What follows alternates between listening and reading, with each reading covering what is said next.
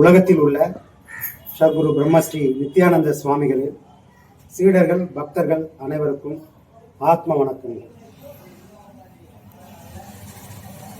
வருகின்ற பிப்ரவரி மாதம் 1ஆம் தேதி ஞாயிற்றுக்கிழமை அன்று வருகின்ற பௌர்ணமி நன்னாளில் தைப்பூச திருநாளில் சீடர்கள் பக்தர்கள் அனைவரும் ஒன்று சேர்ந்து ஆலோசனை கூட்டம் நடத்துவதாக முடிவு செய்துள்ளார்கள். அந்த நிகழ்ச்சிக்கு என்னையும் சிறப்பு அழைப்பாளராக அழைத்திருக்கின்றார்கள். ஆகவே நாங்கள் உங்கள் அனைவரையும், அதாவது சீடர்கள் பக்தர்கள் அனைவரையும் அன்போடும் ஆத்மார்த்தமாகவும் அழைக்கின்றோம். கடந்த முறை நடைபெற்ற அந்த பௌர்ணமி நாளில் 800 பேருக்கு மேலும் சீடர்கள் கலந்து கொண்டு அந்நிகழ்ச்சியை மிக சிறப்பாக நடத்தி கொடுத்துள்ளார்கள். எனவே வருகின்ற பிப்ரவரி 1 ஞாயிற்றுக்கிழமையும் நடைபெறுகின்ற அந்த ஆலோசனை கூட்டத்திற்கு சீடர்கள் பக்தர்கள் அனைவரும் கலந்து கொண்டு சிறப்பிக்குமாறு உங்கள் அனைவரையும் அன்போடு அழைக்கின்றோம். இந்த பௌர்ணமி நிகழ்ச்சிக்கு வெகு தூரத்தில் இருந்து வருபவர்கள் அவர்களால் உங்களால் வர முடிந்தால் 31ஆம் தேதி மாலை 6 மணிக்கு கூட நீங்கள் இந்த மண்டபத்தில் வந்து கலந்து கொள்ளலாம். சரிங்களா? எல்லாரும் வந்து கலந்து கொண்டு இந்த நிகழ்ச்சியை சிறப்பிக்குமாறு மீண்டும் ஒரு முறை அனைவரையும் அன்போடு அழைக்கின்றோம். நன்றி. ஆத்மா வணக்கம்.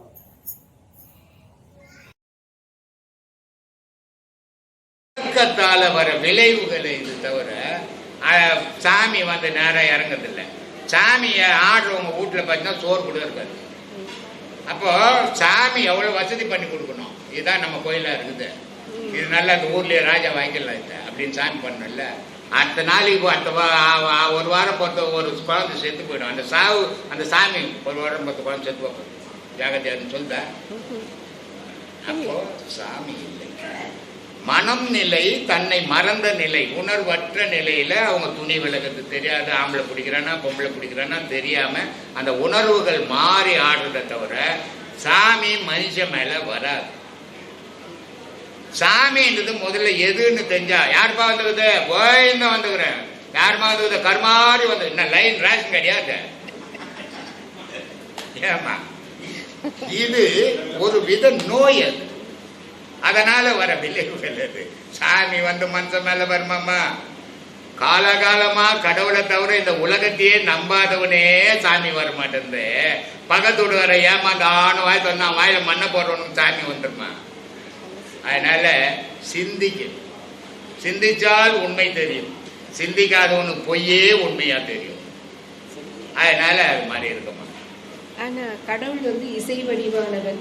பாடி அழைத்தாலோ இசைக்கருவியால இசைத்து கூப்பிட்டாலோ கடவுள் வருவார் அப்படின்னு ஒரு நம்பிக்கை சொல்றாங்க. அது எப்படி? ஆமா, யாருன்னா ஒரு கச்சேரி வாசிக்கிறவங்களை கூப்பிட்டு இங்க உட்கார வச்சு வாசிட்டோம்னா கடவுள் வந்து அங்க ஆடுவார். நான் பல முறை சொல்றேன், மனித உடல்ல கடவுள் இருக்குதுன்னு சொல்றேன். இசை வடிவம் இசைக்கும் போது அந்த இனிமையான ஓசை உள்ள போனால அவன் தன் நிலையை மறந்து எது நடந்தாலும் தெரியாத மனித உடலை இறைவன். நீங்க இசையை வாசித்தா கடவுள் வந்து ஒரே கூத்தாட ஆரம்பிச்சுமா. ஏமா என்னம்மா இது பேர் ஒளியா இருக்குதுன்னு சொல்லிங்கிற, அது என்ன மனுஷனாது என் மேல ஏறி உட்காந்துக்கிட்டு. கடவுளை அறியாதவர்கள் பண்ற வேலைமா இதெல்லாம். கடவுளை உணராதவங்க பண்ற வேலை. கடவுள்ன்றது கண்ணுக்கு தெரியாத கற்பொருள். அதை போய் மனுஷன் புச்சின்னு வருவோம், மனுஷன் மேல வந்து ஆடுறதோ அதுக்கு வேலை இல்லை. இவன் வேலை மட்டுக்குன்னு ஆடிக்கணும், கடவுள் வந்து ஆடுதுன்னு போய் செய்யணும். காரணம் அது ஒரு மனநிலை பாதிக்கப்பட்ட மாதிரி கதை. மனநிலை பாதிக்கப்பட்டவனுக்கு எல்லா மனுஷன் கூட இருந்தா கூட அவன் செயல் வருவார். அந்த மாதிரி அந்த சாமி ஆடுறது பேய் ஆடுறதுலாம். பேயாடுற கல்யாணம் ஆகாத பசங்களை கல்யாணம் பண்ணிட்டேன்னா அந்த பேய் ஓடி போடும் காணும். அப்புறம் பேய் இருக்காது. ஏன்னா முனேஸ்வரனை உள்ள வந்துடுச்சேன் கணவனா, அதனால பேய் போயிடும். அதனால அந்த மாதிரியான கற்பனைகளை மனசுல வளர்த்துக்கிறதால வர விளைவுகள் விபரீதங்கள். இன்னைக்கு சமுதாயத்தில் இருக்கிற இந்த மூட நம்பிக்கைகள் மக்கள்கிட்ட நிறைய இருக்கு. கடவுள் பற்றியோ மற்ற செய்திகள் பற்றியோ நிறையவே மூட நம்பிக்கைகள் இருக்கு. இதை நீங்கள் தெளிவாக பேசுறீங்க ஐயா. இது வந்து அறிவை நம்பணும், தான் உணரணும் அப்படிங்கிற உங்களுடைய அறிவை மக்கள் நம்பணுங்கிறதுக்கான செய்தியாக இருக்கு. இது கேட்கறதுக்கு ரொம்ப ஒரு புதிய செய்தியாக நல்லா இருக்குங்க ஐயா. ஒரு ஆன்மீகம் அப்படின்னு எத்தனையோ ஆன்மீகவாதிகள் இந்தியாவில் இருக்கிறாங்க, உலகம் ஃபுல்லாக இருக்கிறாங்க. ஆனால் எல்லா ஆன்மீகவாதி பேசுறது அவங்க 40 வயசு 45 வயசுக்கு மேலே தான் கேட்பாங்க. ஏன்னா அந்த வயது தான் ஆன்மீகத்தை விரும்புகிற காலம். அதுக்கு முன்னே வந்து உலகத்தை விரும்புகிற காலம். அப்போ ஆன்மீகத்தெல்லாம் அதுக்கு முக்கியத்துவம் கொடுக்க மாட்டாங்க. ஆனால் அது என்னமோ இறைவனுடைய செயலோ இந்த உலகத்தில் உள்ள இளைஞர்கள் பிரியுமோ எனக்கு தெரியாது.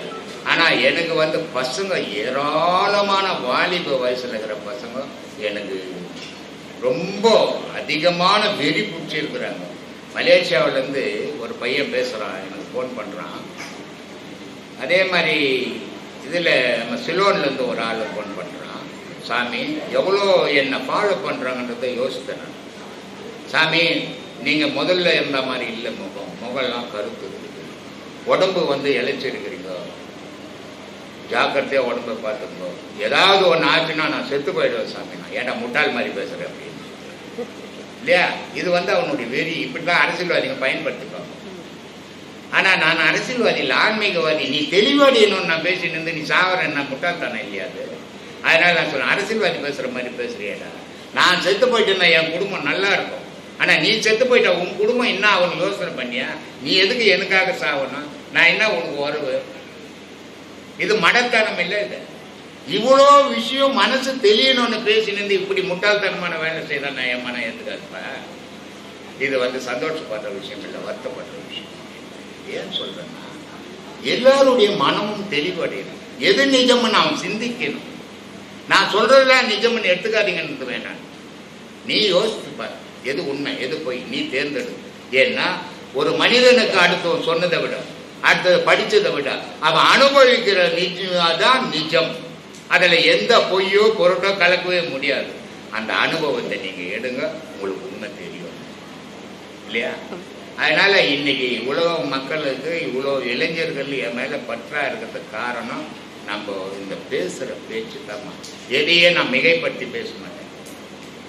இல்லாததெல்லாம் இருக்கிற மாதிரி அதுக்கு ஒரு கண்ணு மூக்கெல்லாம் வச்செல்லாம் நான் பேச மாட்டேன். எது இருக்குதோ அதான் பேசுவேன். நான் இலக்கணம் இலக்கியம் படிச்சவே இல்லை.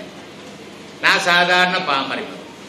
அதனால நான் சாதாரண மனுஷங்கிட்ட பேசுகிற மாதிரி தான் மைக்கிலையும் பேசுகிறேன், ஆன்மீகத்திலையும் அப்படி தான் பேசுகிறேன். சாதாரணமாக இவ்வளோ கூட்டம் வர்றது, இத்தனையில கோடி பேர் எனக்கு ரசிகர்கள் இருக்கிறாங்க, பக்தர்கள் இருக்கிறாங்கன்னு நான் ரொம்ப வேஷம்லாம் கட்டிக்கிறது எனக்கு கிடையாதுங்க.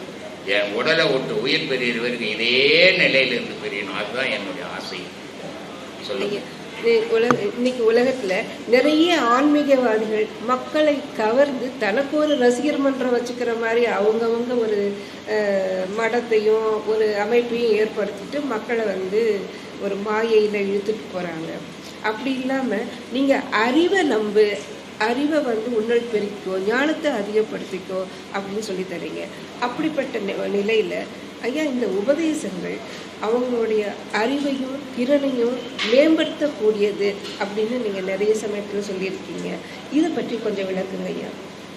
இந்த மனிதனுடைய மூச்சுமா இந்த வயிற்றுக்கும் மூக்குக்குமே போய் பழப்படும். ஆனால் இந்த ஆன்மீகத்தில் இந்த யோக பாதையில் வந்தால் தான் அவனுடைய மூச்சு மடை மாறின்னு பேர்.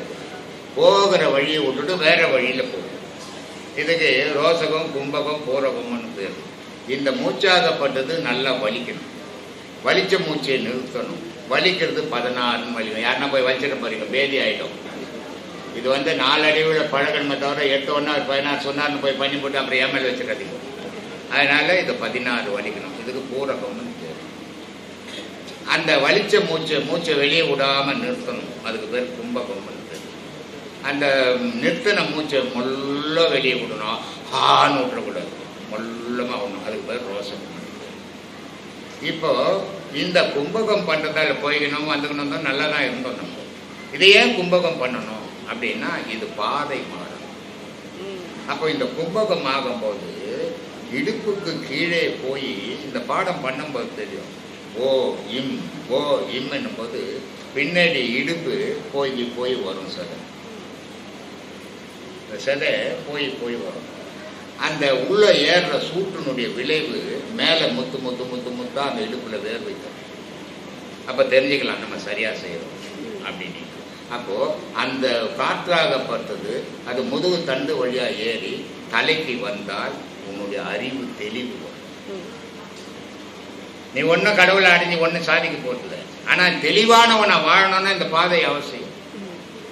இதைதான் சொன்னார். உருதரித்த நாடியில் ஒடுங்குகின்ற வாய்வினை கருத்தினால் இருக்கே கபாலம் ஏற்ற வல்லாறு விருத்தரும் பலராவார் மேனியும் சிவந்தடும் மறுத்தரித்த பாதம் அம்மை பாதம் உண்மைய. கடவுள் என்றதை உனக்குள்ள வச்சுக்கணும். கோடி கோடியா செலவு பண்ண காலம் ஃபுல்லா வாழ்நாள் ஃபுல்லா சுத்தி செத்து போனியாட பார்க்க முடியாது. ஆனா அந்த கடவுளை பார்க்கணும்னா நீ உனக்குள்ளேயே தேடினா கடவுளை பார்த்துடலாமே. ஆனா ஊரெல்லாம் சுத்தி வீணா போனியே எண்ண முடியாத சாவாய் போயிருக்குத அப்படின்னார். அதனால சொன்னார், ஓடி ஓடி உட்கலந்த ஜோதியை நாடி நாட்களும் கழிந்து போய் வாடி போன மாந்தர்கள் கோடி எண்ணிருந்த கோடி வந்தார்.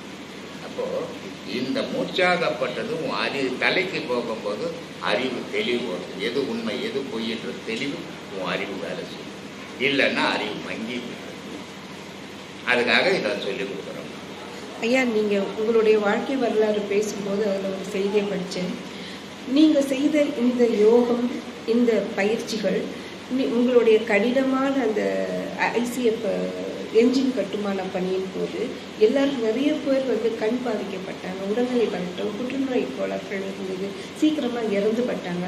ஆனால் இன்றும் நான் உடல்நலத்தோடு தொடர்றேன். எனக்கு இந்த பயிற்சிகள் எனக்கு வந்து என்னுடைய உடல்நலனை கொடுத்தது அப்படிங்கிறது. அதே மாதிரி யாருக்கும் தெரியாத நுட்பங்களை இதை நான் வந்து தனியாக வந்து எல்லாருக்கும் படித்தவங்களுக்கே என்ஜினியர்களுக்கே நான் வந்து விளக்கியிருக்கேன். பிளான் போட்டு நான் அதனுடைய ஒரு வண்டி வந்ததுனாமா, அந்த வண்டி எந்த வண்டி மாடல் வண்டி வருதோ அதுக்கு ஒரு டிராயிங் வரும். அந்த டிராயிங்கு வந்து ஃபுல்லாக இங்கிலீஷில் தான் இருக்கும். நமக்கு தமிழே தத்துக்கா படிக்க தெரியாது. நான் எங்கே இங்கிலீஷ் படிக்கிறது. ஆனால் அந்த டிராயிங்கை நான் வீட்டுக்கு எடுத்துக்கணும். மத்தியானம் வரும்போது மத்தியானம் சாப்பிட்டுட்டு படுக்க கெடுக்க மாட்டேன். பேப்பருங்க வாங்கின்னு வந்து வச்சுக்கின்னு ஒரு பாட்டாக அதை டிராயிங் பண்ணுவோம். அந்த டிராயிங் பண்ணி நாளைக்கு என்ன வேலை செய்யணும் அந்த ஒரு பேப்பர் எடுத்து பண்ண போதும். அது மக்கள் அந்த வண்டியினுடைய பேட்டர்ன் பார்த்தீங்கன்னா ஒரு 20 பேப்பர் வரும். அந்த 20 பேப்பர் அந்த டிராயிங்கை வச்சுன்னு நாங்கள் வெள்ளி பண்ணும்போது நெருப்பட்டு எரிஞ்சு போடுவோம். அதனால் அந்த பேப்பரை போட்டு வச்சுருவோம். ஒரு ஸ்கெட்ச் போட்டு இருப்பேன். இந்த வேலை இது பேர் இது இந்தந்த ஐட்டம் இந்தந்த அளவு அப்படின்னு போட்டு வச்சுருவோம். அதை வந்து செய்ய தெரியாதவங்க கூட வந்து எங்கிட்ட அந்த பேப்பரை வாங்கிட்டு போயிட்டு வச்சுக்கிட்டு செய்வாங்க. அதனால்தான் ஒரு பெரிய ஆஃபீஸர் ரவிச்சந்திரன் பிராமின் அவர் சொல்லுவார், சேத்துல முடிச்ச செந்தாமரை நிட்டானி. ஏன்னு சொன்னால் அந்த அன்ற பிரேமில் படிக்காதவன் ஃபிட்டராக இருக்கவே முடியாது, வெல்டராக இருக்க முடியாது. ஏன்னா ஃபிட்டர்ன்றது மெஷர்மெண்ட் பார்க்கணும். அந்த வெல்டருக்கு நீ மெஷர்மெண்ட் போட்டு கொடுத்தீங்கன்னா தான் அவன் வெல்டு பண்ணுவான். நீ ஒரு புள்ளி இங்கே தவறாகி போச்சுன்னா அதை வண்டி திருப்பிட்ட உடனே எந்த பொருளையும் மாட்ட முடியாது. அதனால எல்லாமே தவு கணக்கு, மயிரழ கணக்கு தான் ட்ரில்லிங் எல்லாம். அதை நான் சாதாரணமாக செய்துன்னு எங்கிட்ட நிறைய சீடருங்க உருவானாங்க அதில். ஆனால் ஒரு பெருமை என்னன்னா எல்லாத்துலேயும் சீடர் இருந்தாங்க. டெய்லர் வேலை நிறைய சீடரு. ஏன்னா டெய்லருங்கன்னா நான் பேண்ட் ஷர்ட் தாங்க எனக்கு தெரியும், என் பொண்டாட்டி ஜாக்கெட்டு கூட கூலி கொடுத்தாங்க தைக்கிறேன். இல்லைன்னா நான் லேடிஸ் வேலை தாங்க எனக்கு தெரியும், எனக்கு பேண்ட் ஷர்ட்டை நான் வெளியே இருந்தாங்க கொடுத்து தைக்கிறேன். நான் அப்படியே சூட்டு வரைக்கும் தைச்சேன். எல்லாரும் கல்யாணத்துக்கு போட்டு தைச்சு கொடுத்தேன். அப்படி தைய வேலையில் நான் ஒரு முதன்மையாக இருந்ததால் அதுலேயும் நிறைய சீடர் இருந்தாங்க. ஒர்க் ஷாப்பு வேலையில் அது மாதிரி நுணுக்கமான வேலைகளை செய்யும்போது எந்த வேலையும் மற்ற நாள் செய்ய முடியாதுன்ற வேலையை நான் போய் உட்காந்து செய்திருப்பேன். அதனால ஒர்க் ஷாப்பில் நல்ல மரியாதை ரிட்டையர்ட் ஆகுது வரைக்கும். இந்த ஆன்மீகத்தையும் ஏதோ என் அறிவு கேட்டின மாதிரி பேசிக்கிறேன். இங்கேயும் ஒரு கூட்டம் வச்சுருக்கிறேன். இப்ப உலகத்துல இருக்கிற எல்லா உயிர்களுமே வந்து கடவுளால படைக்கப்பட்டதுதான். சோ அதுல வந்து பாத்தீங்கன்னா எந்த ஒரு பாகுபாடுமே கிடையாது. எந்த ஒரு பாகுபாடும் இல்லாம எல்லா உயிர்களையும் சரிசமமா தான் வந்து படைச்சிருக்கேன் அப்படின்னு வந்து நம்ம கீதா உபதேசத்துல கண்ணன் மூலமா நம்ம வந்து கேட்டிருக்கோம்.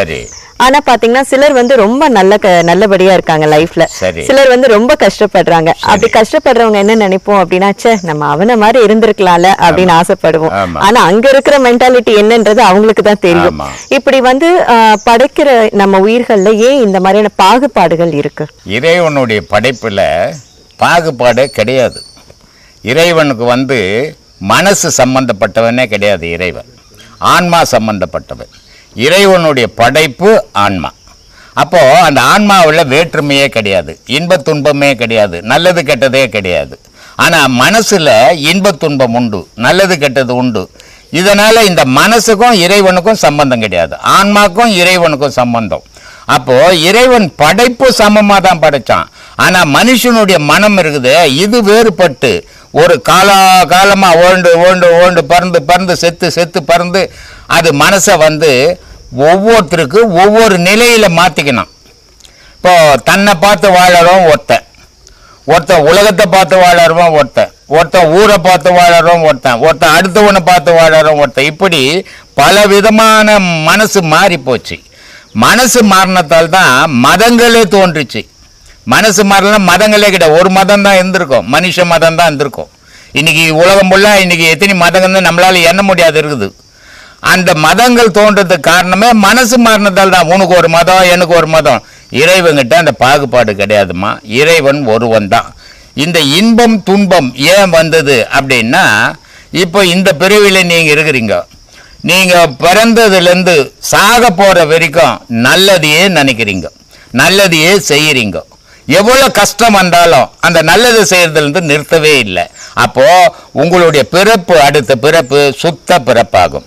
சுத்த பிறப்பாகும்போது உங்களுக்கு செல்வந்தனா வாழ்வீங்க நீங்கள்.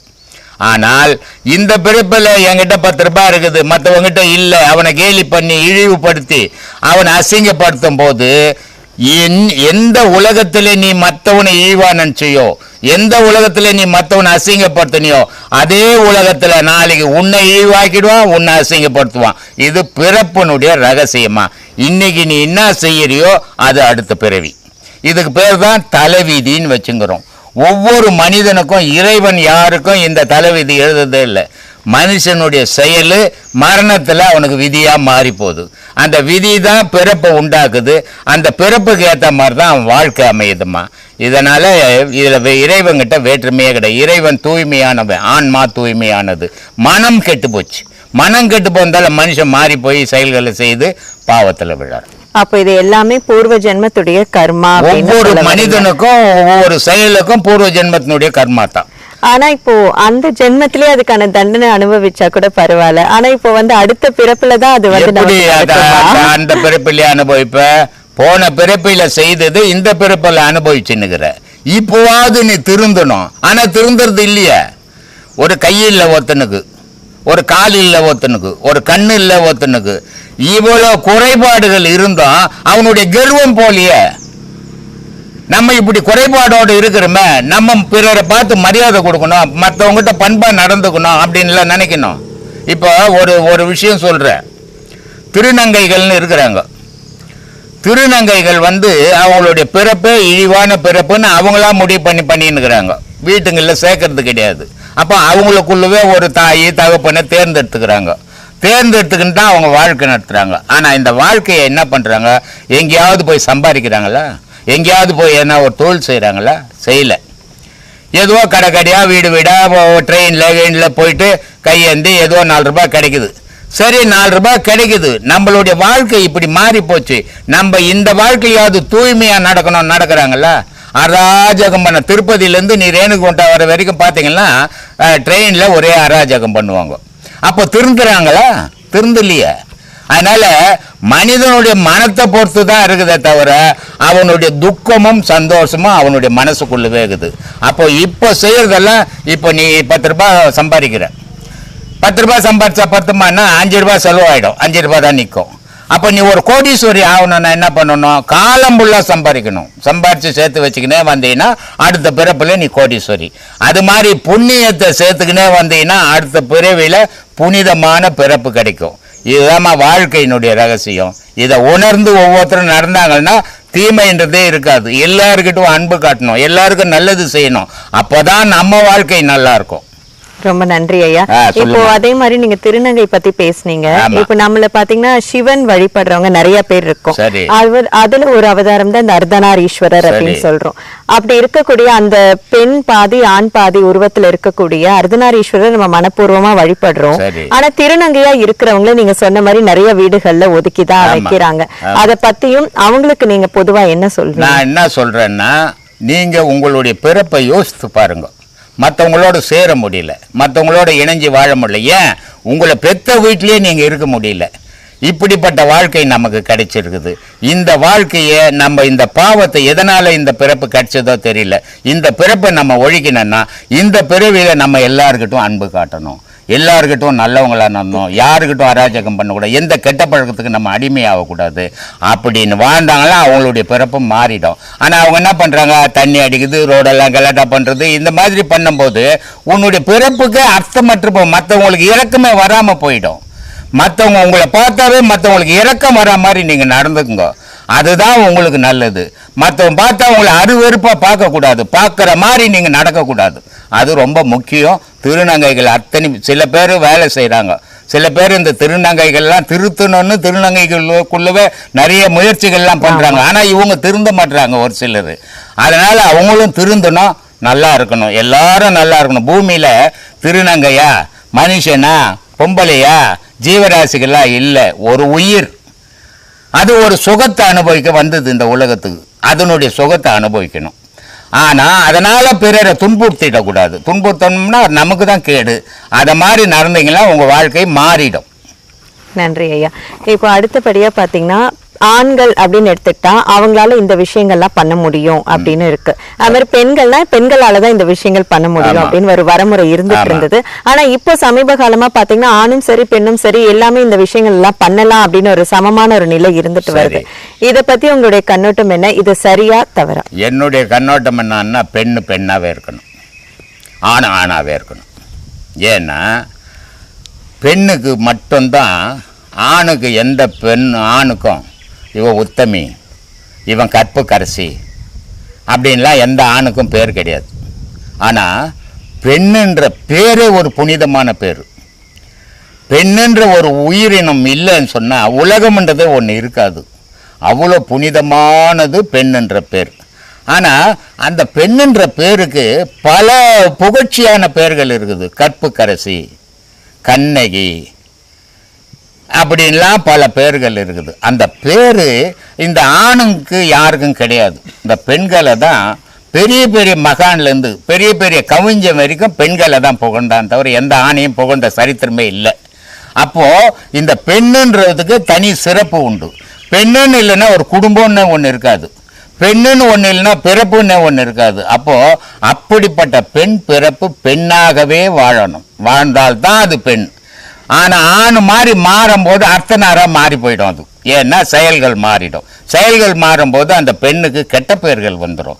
அந்த பெண்ணுன்ற பேருக்கு ஒரு கெடுதலும் வராத அந்த பெண் பார்த்துக்கணும். அது ரொம்ப ஜாக்கிரதையாக இருக்கணும்மா. ஆத்மானக்குமா ஐயா சொன்னீங்க, இந்த இடத்துல வந்து ஜீவ சமாதி இங்க இருக்கிறவங்க வந்து முக்தி அடைஞ்சாங்க அப்படின்னா சமாதி நிலைக்கு வரும்போது இங்க வந்து அந்த சமாதிக்கு வந்து இடம் அப்படின்னு சொன்னீங்க. அது நான் எதேச்சியா நேற்று நான் தியானம் பண்ணும்போது அது வந்துச்சு. அந்த நிலை வரும்போது ஐயா அவங்க அந்த இடத்துல இடம் கொடுப்பாங்களா அப்படின்னு தோணுச்சு. அது எப்படியே தெரியல. இன்னைக்கு அதுக்கு நீங்க பதில் சொல்லிட்டீங்க. அது எனக்கு ரொம்ப வியப்பா இருந்தது. இன்னைக்கு அது கண்டிப்பா நடக்குமா? கேள்விகள் எல்லாத்துக்கும் இங்க பதில் கிடைக்கும். ஐயா வந்து ஊர்ல இருக்கிற கேள்விகள் எல்லாத்துக்கும் அவர் பதிலா இருந்த மாதிரி நம்மளுடைய கேள்விகள் சீரவழி கேள்வி எல்லாத்துக்கும் இந்த இடத்துல பதில் கண்டிப்பா கிடைக்கும். நான் இப்ப பாடம் எடுத்து ஒரு 3 மாசம் கூட ஆகல. ஆனால் எதுக்கு எனக்கு அந்த எண்ணம் நேற்று தோணுச்சுன்னு தெரியல. நீங்கள் அதுக்கான பதில் சொன்ன உடனே என்னோட பிரமிப்பு வந்து என்னால் தாங்கவே முடியல என்னால். அப்புறம் இன்னொரு கேள்வி என்னென்னா, அப்போ வந்து திருமூலர் இருந்தாங்க, அழுகினி சித்தர் இருந்தாங்க, பட்டினத்தார் இருந்தாங்க, நிறைய சித்தருங்க இருந்தாங்க. அப்போ வந்து ஜனத்தொகை வந்து சில கோடிகள் தான். அப்போ சில கோடிகள் தான். அப்போ அவங்க வந்து இந்த வாசி யோகத்தையோ இல்லை இந்த ஞான மார்க்கத்தையோ மக்களுக்கு வந்து கொடுக்கல. அவங்க மட்டுமே அனுபவிச்சு அதோட சந்தோஷத்தை அனுபவிச்சுட்டு அவங்க வந்து இப்போ இன்னமும் இருக்காங்கன்னு சொல்கிறாங்க. ஆனால் ஐயா அவங்க வந்து இப்போ 140 கோடி கிட்ட வந்துடுச்சு. இப்போ வந்து இந்த வாசி யோகத்தை பரப்பணும்னு நினச்சி எல்லாருக்கும் இது கிடைக்கணும்னு நினைக்கிறாங்க. அது எப்படி அது சாத்தியம்? அது அப்போ வந்து அவங்க சுயநலமாக இருந்துட்டாங்களா? அது என்ன அதுக்கு பொருள்? சுயநலம் இல்லைம்மா, யாருமே மகான்கள் கிட்ட சுயநலம்ன்றதே இல்லை. ஆனால் அவங்க நிலையை புரிஞ்சுக்க ஒரு தகுதி மக்கள்கிட்ட இல்லை. ஒரு விஷயத்தை சொல்றோம். அப்போ வந்து பொருள் வசதி கிடையாது, அனுபவிக்கிறதுக்கோ சந்தோஷப்படுறதுக்கோ நிறைய காரியங்கள் எதுவுமே கிடையாது. அப்போ வந்து சிம்பிளான வாழ்க்கை தான். துணி இருந்தால் போதும், சாப்பாடு இருந்தால் போதும், தூக்கம் இருந்தால் போதும் தான் வாழ்ந்தாங்க. அப்போ வந்து அவங்க அந்த வாசி யோகத்தில் போயிட்டு அனுபவிக்க முடியல. ஆனால் இப்போ இருக்கிறவங்க அதை அனுபவிக்கணும்னு நினைக்கிறாங்க. அது என்ன காரணம்? இப்போதாம்மா அது நிறைய தேவைப்படுது. முன்ன ஒரு குடும்பம் இருந்ததுன்னா குடும்பத்தில் 10-15 பேர் இருப்பாங்க. அம்மா இருப்பாங்க, தாத்தா இருப்பாங்க, சித்தப்பா பெரியப்பா எல்லாரும் ஒன்றா சேர்ந்துருப்பாங்க. எங்கேயாவது ஒரு துக்கம் நடக்குது அப்படின்னு சொன்னால் அதை தாங்கி பிடிக்கிறதுக்கு 10 கை வந்து வரவணைக்கும். அப்போ அந்த வீட்டில் கஷ்டன்றது தெரியாது. ஆனால் இப்போ ஒரு துக்கம் ஒரு வீட்டில்னா 2 பேர் ஆகிட்டாங்க. அதில் யாராவது ஒருத்தர் போயிட்டாங்கன்னா தாங்கி பிடிக்க யாராவது இருக்காங்களா? இல்லை. அப்போது கஷ்டம் எப்போ பட்டாங்க?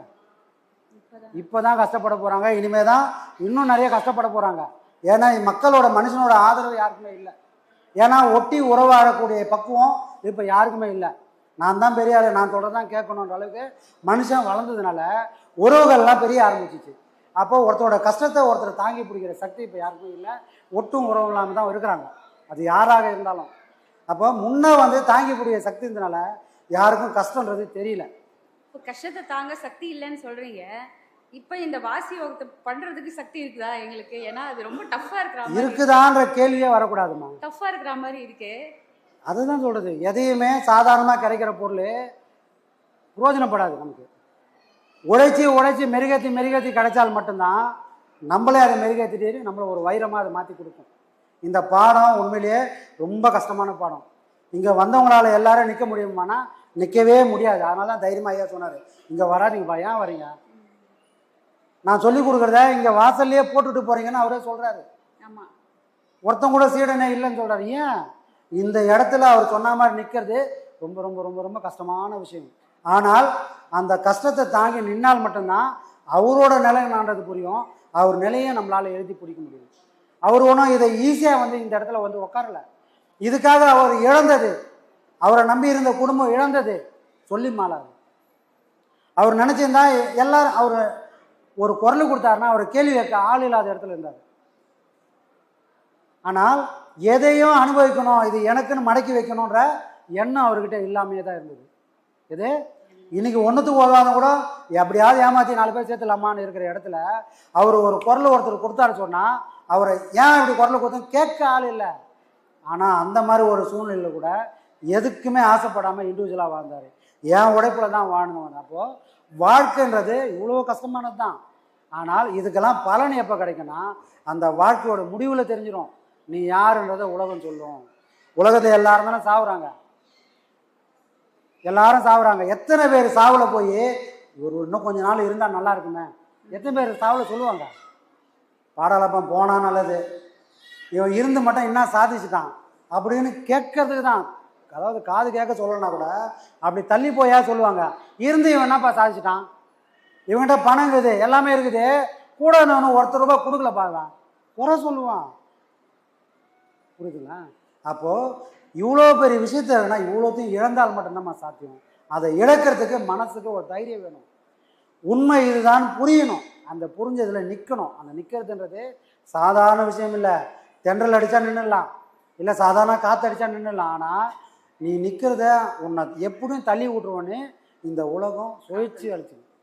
அதையும் தாண்டி நின்னால் மட்டும்தான் இப்படி ஒரு வாழ்க்கையே நமக்கு கிடைக்கும், இப்படி ஒரு நிலையே நமக்கு கிடைக்கும்.